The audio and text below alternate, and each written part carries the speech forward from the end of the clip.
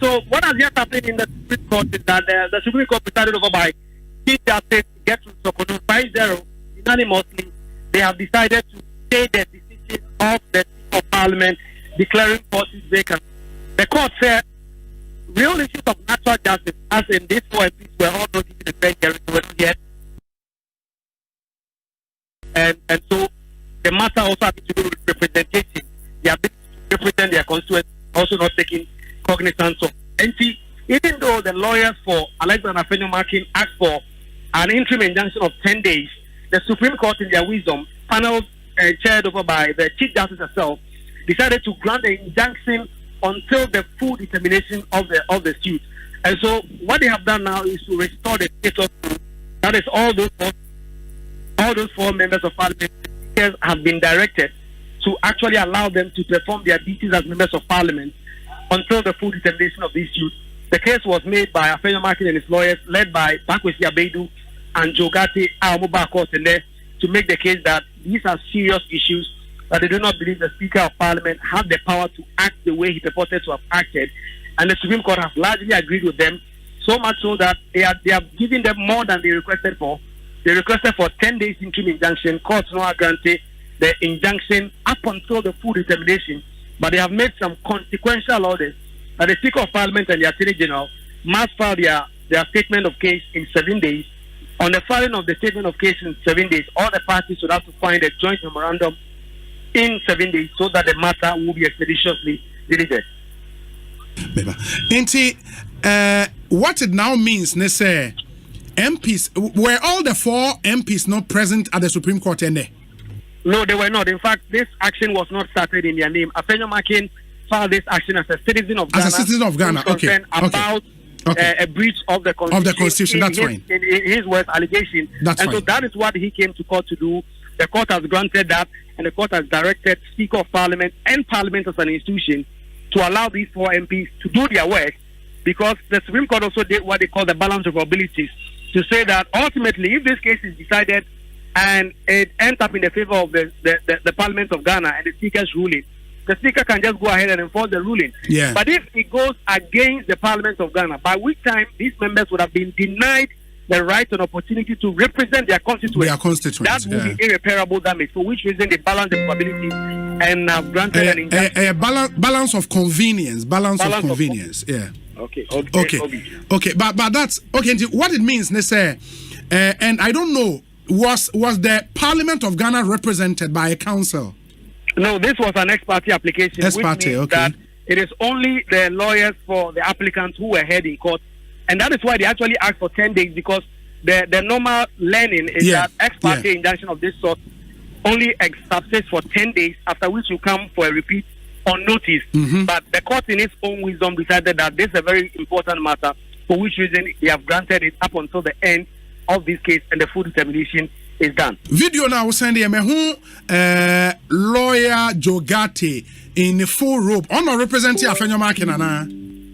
He was part of the legal team. He did not make any arguments in court, but he was seated right beside Bakwesi Abedu, the same lawyer that is representing Richard Alaska in the anti-LGBTQ case. But he was here as part of the legal team, but did not make any representation in court today. Very well. Kweku, my nasi bibiani a yebesi aba bidin komo bi kweku MPP kunya no MPP kunya ewo ye mienu ent kotin kro baako ana afei NDC so de baako sa ana akwakoye Amafi Central emra shebedwani NDC nia odiba parliament ono sese okon kontin kro ene speaker eji American kind ni samni ni nyina so ene ne ti ase wo constitution mu nyina wie ya no de odiba wie ya ni se de ebi eka se onwako tintim se oba parliament se oye kontin kro na se wakọ join amanyopu no ana se oba parliament wa amanyopu bi din mu na ene ose okọ kontin kro no eye dachi assembly 2025 dachi assembly no ya de se ewo equate ewo current parliament so no yewa ababa be se enye standard se ono ne ti attention na ni ti se si ata ye ka sai de ebra se be ja fo mako enan ya de se osi awakonya awo ti so no one abo one who say one say one join it and as a party for and now say one join it party and I won't go and it what you quite say 8 parliament as a akano 1209 isigo APM Amenfi Central and I face so a year from now about to persuasion by Sebijani. A yes, whom about to persuasion with persuasion, and I face so a year, Yamami, a year Morrison, Cynthia Morrison, and also named persuasion. Oh, a year won't be a new answer or nipa and name speaker say, and yet say, won't me a flower was a 1 year, my Sebija 4 MPM, and in and name by trip on to I say Apunya. So saying that the mirror. Now, as it's we was the CA, you know, and there's some you can say. Now, Mesamika can majority leader. Jura, after your marking in the Jan and Aswa, or Chanajini, and the speaker at the Yakano. Ovia, from Kuma, so a year at the forces, so a back Chanajini. Speaker, when you now speaker, Jaya was you know, a chess say, so what's not, you better say. NPP about a year minority, NDC about a year majority. The way you figure, Mira. One more journey of Facebook, one more share with Angel TV. So the Awosha is a CR a live feed from Parliament. The echoes was a CR, but you may share mood no a wa. What you say? Speaker air corner smooth like. Who say send yen can I say drobia one no more and no enye de enye no or any more untimi en chese nani age and answer any real decision but the other side no NDC ni NPP no jubilation by yana after the declaration Mira NDC side there all budget so far NPP side so one see no now no na emra yera fenyo Sarijan na so asa na we pinu abeka said they no working na ne say speaker the wire no fabi one ne nya adwen san say o ma Supreme Court e de tabo ato so emma wo to asuma ye court the odi tabo no enam ana say ye friend say bailiff no o say efiti na kakta wo twakwan o parliament ha sa say wo per parliament asevu won yes speaker office onya Parliament akasano Department of Defense legal one a share Parliament and Brassamu Swan which are one of one and no quano and conforming the Mutinaka was shocked by say a speaker 8 minutes said in a way as I'm not quite to say if Parliament is quote and speaker above Abichana and say that be say and yet they say when you a year court order bia and now want to also an organism. Mamika say dom kumani dear and a payer ya buy ye. Mamika say equity as I say no ya no boy ya at parliament as I say mirror if it's an pa speaker can be you know let you be a cost of a year ya who take a say you now a parliament in the leadership now call speaker uncle or smart and I'm seeing okay and do some.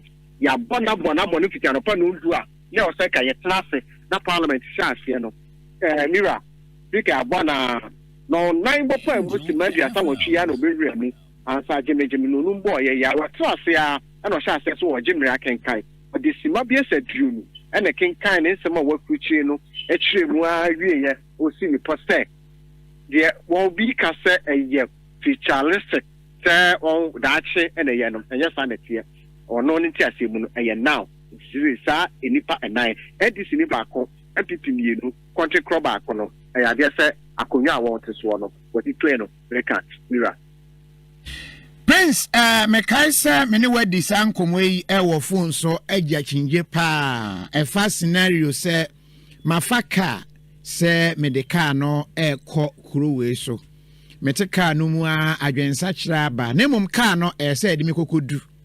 Adwen sachra aba ne se bra me froka na me ye kotoko supporter ba ye kwana masesa me ho se me supporto ebia bio ba da nam se efa me free hantie se de me kokodru me destination me sia na me kom baabi MPs ni wura mu a chese o ma wura mu etika no mu ka ni nyankosi ye ne de na chese yese se wo mu koso a etena mu akopem se kosi wie na wo san aba on san emfru biu e ba ne sen na chinje se say akodan ni akoye say Mira, mama no wase. Na you asam na who say NGTV there, energy for you and others we be in general. Na dear mu ama say onwa ye nim say you from minority, you from majority. Me take bi wo me check. Okay. Fa wo mu a. I know one so the can be so majority and minority na fit transform me. Mira, but they say more minority and more majority. Your majority. But you yeah, family Dr. Mafo for Ikrom. No. Yeah. The sick I'm not saying your phone na ya born na situ.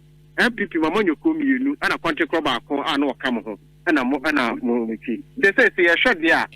Some numbers in the so better minority. Not enough to your majority. Oh, well, social in that sense, they are, in terms of the numbers, they are, China over to me, I can, but social issues are, raising any issues are, they barbecue, seeking the proper interpretation of constitution area, and maybe we are say, but at the end of the day, no, nothing will change. We are still the majority. But if you want to do the arithmetics now, they are. China over to their country. No, the issues are also the mom salary simuno, and in Chibi, when you saw no court and a more court. Of course. So the constitution, so the Supreme Court is the final arbiter of law. You know, say, Assembly Bana say, it will my number, Emra Kunim, and Amoka say, constitution. Na se entiasebi nim na BBS dia ye wonyina associate me corner ye bisa Supreme Court no interpreting law ne as to whether say will be a member of parliament sitting na say about the ticket of party be that within that parliament on also carpet na that election be also obeko intent to be contested that election be that election and family matter parliament we and then they call the next parliament. Whether that decision is sufficient to say we're across the country. I think that's the interpretation we need from the Supreme Court. Okay, sir, more court, Supreme Court, I could just say it's no, my young Fabia legality no entry check a cranial as a party. We a war, a foot to be a what's the only a war for a two abandon. Share and you may be dancing, especially some more elections. Of course, a party beyond near maybe say a chair lesson, and near maybe I didn't acquire dear before a primary simu, a beer party, beer nipper beach, and Gofuachi, Yanko 2 way, say, because more Moko independence in Rano, more or less, because of BBG or Moko. So, number 2, Assembly Party in Munswa. Yenhwe na intemono ano party no ntimi ensano no muni nipa na nipa o ma ya aggrieved no enkasa because menyi ni se obi o party no a obesori se or go independent just like that eye dey a bibi na sinti no se obeko independent and as bibi na sinti no se obeba party all these things no ye never see a lessons but the point is that emrado ankasa de menyi ni say the intent of the law, no, say that should be Mijra. I'm a contest independent that year, and I'm saying me what my intention to the Neno, as I say, but practically said the outcome. Political parties will share review. Now, Yenfe Yamanyo Assembly said the Beya near maybe 8 to see that same thing to me. No, answer me be a Mercono. My Mr. Wade, a Coba said, Speaker Jay, Ejina. For soon be you know, Aka, some of Parliament in the Jume dear. They say budget to cry Baba, about so many say dear in budget, Baba, and Fanny Ako. Not say minority, ever for me majority, governors, don't say, only say.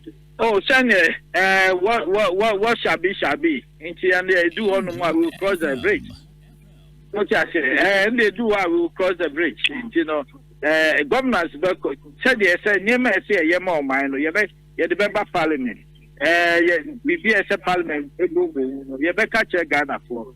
Begin to say, do baby or her. I don't want to believe, say, nneɛma ɛbɛyɛ ama Ghana for na mama nyo same thing yɛbɛto atwene anabibi. But when we get there we cross it.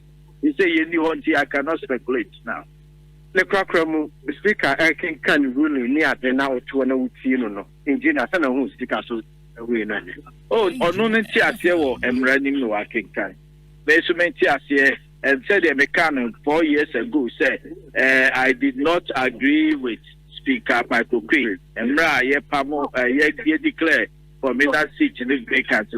The same and in Sodan and that's which say that ruling, say, will be a contest election. That's the present parliament or the party be by Monodia. Now say no amount to crossing the carpet there. May say the me feel say 77 just seen him. But I'm not very longer. Mira, but we for a promotion with Janine and I to check for one. But to it, yes, you ask them so I'm a medium one. I Prince Mouse says, yes, I see our sorry. Cecilia Mouse says, Speaker, sorry, ama Yadimez, no, Edin and Nim, ama will peer every chamber hall. And share one must say, one more higher incoming majority, if it is so. The woman so I've been here. What the kind incoming minority for no ebi akasa. Me here incoming majority. That is all things being equal. When you be a Prince, you want my game, Mammy, person, you want to tell me, majority for no. As I say, I am minority. No, say, oh, you're minority. The amount of power cut far. It's minority for the PPP degree. America, I am MPP for the still PPP degree. And I'm this majority for also for one journey. Send a year on between or new kinu bano every year. It is so a book you won't say. Many will move at me. Am I no akasa? Na yasha say, we beat me at the assembly for. It is my answer. May back me. Okay, Prince, I want to say, yeah, just said, you need to know, you know, I don't like to start. On the papa, that's what we're saying now. Yes, okay. No comment. No comment. No comment. Oh, no comment. No comment. Oh, comment. Also, on Kakushia, or the application, Yamabi. Yes, just says so, or moving bit yeah. Oh, yeah. I said, no, when you're ready, sir, all back to second here. That's my just said, I don't know.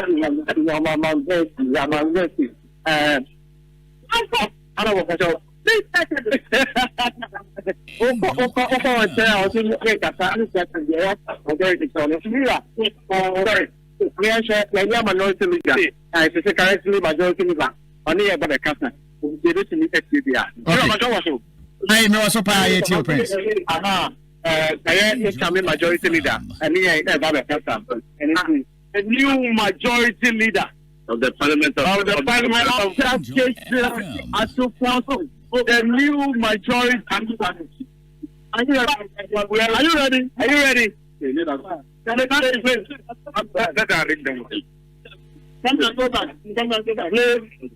on the